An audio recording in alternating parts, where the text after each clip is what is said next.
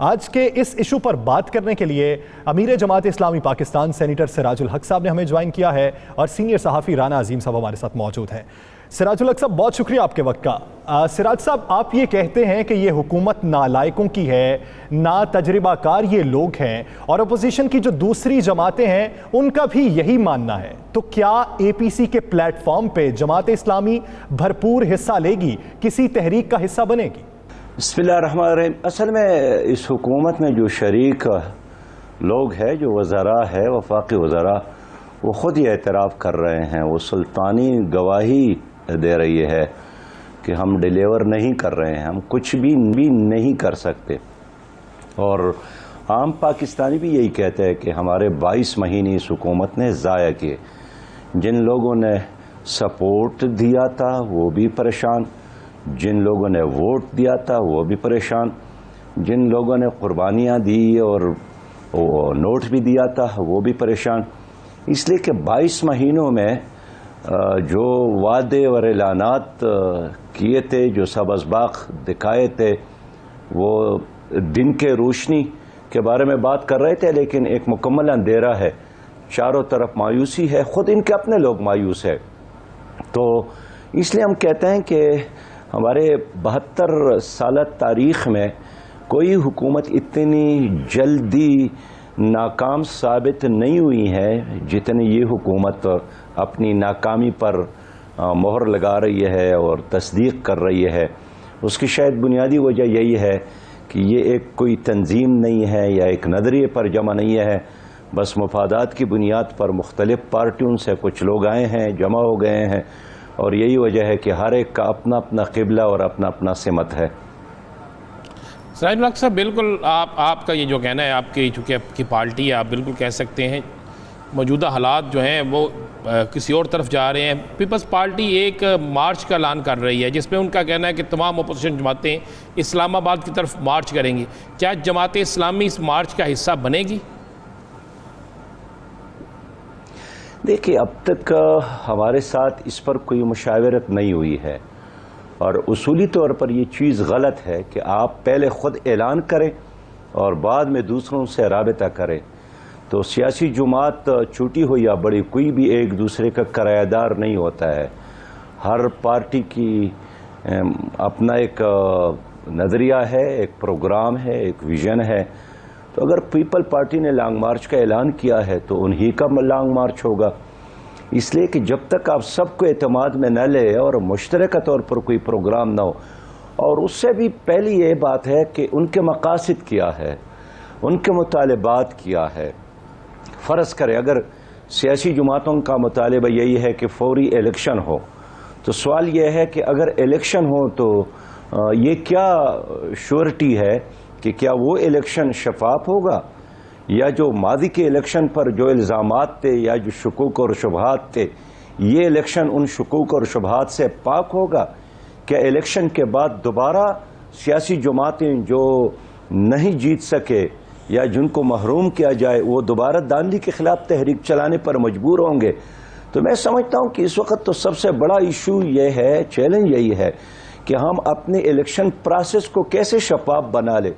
Election برائے election یہ تو ایکسرسائز فار نتھنگ ہے۔ اس لیے میں سمجھتا ہوں کہ جلوس برائے جلوس، جلسہ برائے جلسہ، لانگ مارچ برائے لانگ مارچ، یہ کوئی معنی نہیں رکھتا ہے۔ اصل میں یہی کہ کچھ کلیئر مقاصد ہو قوم کے سامنے کہ یہ ہمارے مقاصد ہے اور اس کے لیے ہم یہ کچھ کر رہے ہیں۔ تو پیپل پارٹی نے ہمارے ساتھ کوئی بات نہیں کی ہے، ان کا کوئی لانگ مارچ ہی ہے تو یہ انہی کا لانگ مارچ ہوگا۔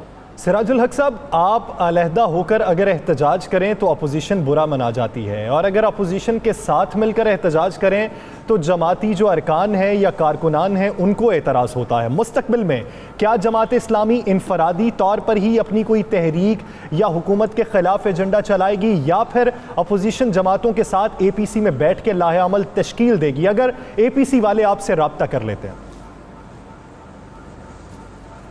دیکھیں، اگر اے پی سی ہوئی اس بات پر کہ ایک شفاف الیکشن کیسے یقینی بنایا جائے، بلدیاتی الیکشن کیسے یقینی بنایا جائے، کرپشن کا خاتمہ کیسے کیا جائے، میں نے اس لیے شروع سے میں کہا تھا کہ کچھ دنوں کے لیے ہم مہنگائی، بے روزگاری، بدامنی کے خلاف لڑے، آپس میں لڑنے کے بجائے.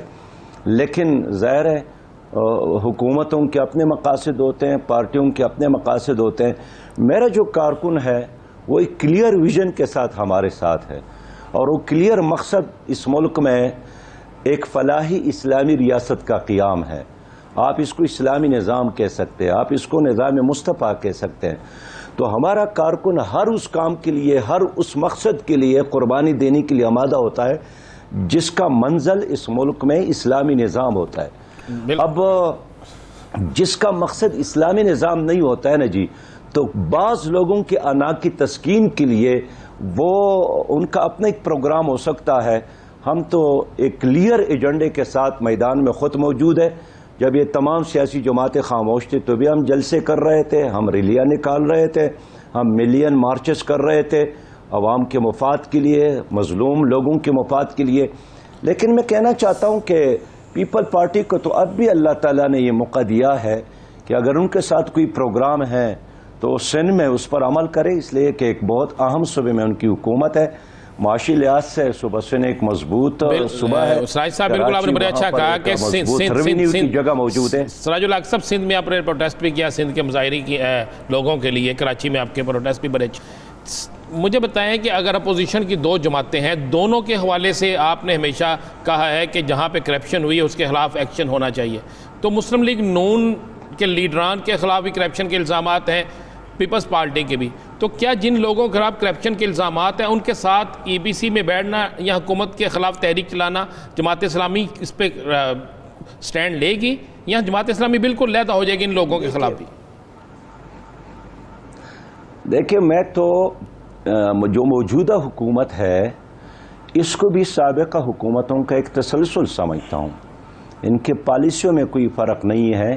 سب کے سب ورلڈ بینک اور IMF کے ایک در پہ کڑے ہیں، اور ماضی میں وہ حکومتیں بھی اسی در پہ موجود تھے اور یہ حکومت بھی اسی در پر موجود ہے. اگرچہ PTI نے اعلان کیا تھا کہ IMF سے قرضے لینے سے بہتر ہے کہ میں خودکشی کروں، لیکن آپ نے دیکھا کہ جب ان کو قرضے مل گئے تو یوں جشن منایا کہ جس طرح ان نے کشمیر فتح کیا ہو.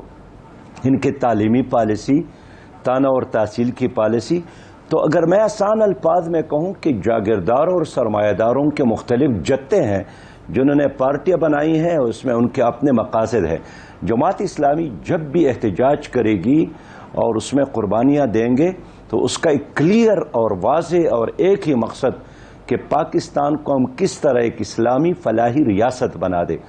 اور آپ کہتے ہیں نا کہ مسلم لیگ احتجاج کرنے والی ہے، تو میں تو اس طرح نہیں دیکھتا ہوں کہ وہ کوئی احتجاج کے موڈ میں ہے، احتجاج کی پوزیشن میں ہے.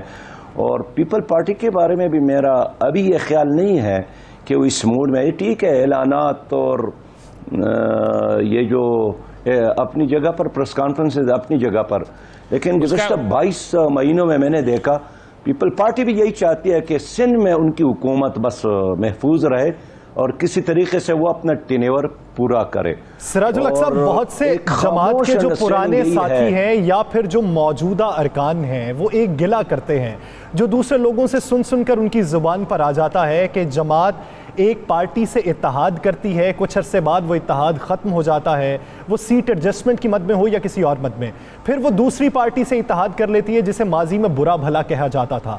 یعنی جماعت اسلامی نظریاتی سیاست سے ہٹ کر مفاہمتی سیاست میں کود پڑی ہے. اس میں کتنی سچائی آپ کو لگتی ہے؟ دیکھیں، جماعت اسلامی نے ٹھیک ہے متحدہ مجلس عمل تشکیل دیا تھا اور 2002 میں اس نے بڑی کامیابی بھی حاصل کی، لیکن 2018 میں وہ کامیابی حاصل نہیں کر سکے. اس کے بہت سارے وجوہات ہیں جو آپ خود بھی جانتے، ساری قوم جانتی ہے کہ الیکشن کتنا آزاد تھا اور کتنا آزاد نہیں تھا. اور موجودہ حکومت کو بھی میں ایک ارینجمنٹ کہتا ہوں کہ ایک ارینجمنٹ ہے جو اس وقت پر قائم ہے. لیکن الیکشن کے بعد جماعت اسلامی نے یہ فیصلہ کیا کہ ہم اپنے جھنڈے اور اپنے نشان کے ساتھ آئندہ الیکشن لڑیں گے، اور اسی پالیسی کے تحت ہم چل رہے ہیں. باقی جب آپ قومی اسمبلی میں ہیں، سینٹ میں ہیں، تو ظاہر حکومت ایک طرف ہوتی ہے، باقی جو سیاسی جماعتیں ہیں وہ ایشوز پر ان کا ایک مشترکہ موقف ہوتا ہے، کشمیر ایشو آ جائے ایک مشترکہ موقف ہوتا ہے، لوڈ شیڈنگ کے خلاف ہو تو ایک مشترکہ موقف ہوتا ہے، اس طرح معاشی بربادی ہو اس کے خلاف ایک مشترک موقف ہوتا ہے۔ لیکن جہاں تک ایک جدوجہد یا الیکشن میں اتحاد کی بات ہے، اس کے بارے میں جماعت اسلامی کی یہی پالیسی ہے کہ جماعت اسلامی اپنی نشان اور اپنے جھنڈے کے ساتھ انشاءاللہ الیکشن میں حصہ لے گی۔